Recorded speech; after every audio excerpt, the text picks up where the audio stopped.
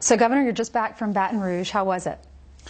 It was heartbreaking to see the devastation that the flooding that's impacted that community has had, but it was so inspiring to see the determination and the resilience of those families, and also to see the way people are coming alongside, volunteering time, and really helping people put their lives back together.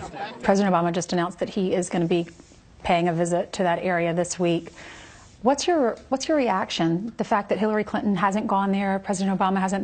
They've spent the weekend in Martha's Vineyard. Well, I think Donald Trump made it clear yesterday that we were there to help.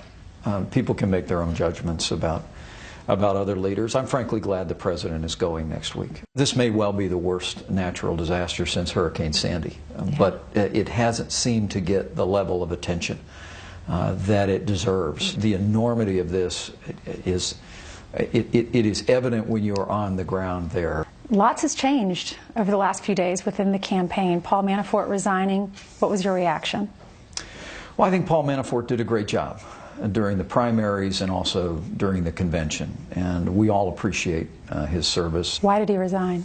I think Paul didn't want to be a distraction going forward. We've got a little more than 80 days left in this campaign. We saw a couple of great new additions to the campaign.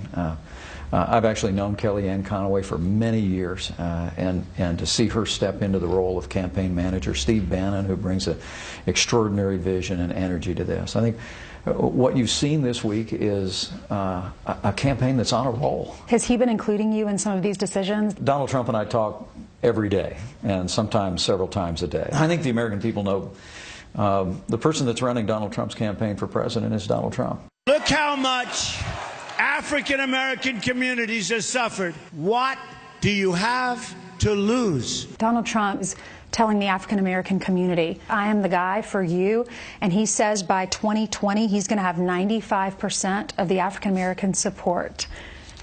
Why are you laughing? Well, that's Donald Trump. Look, he has a heart for every American, and he's a truth teller.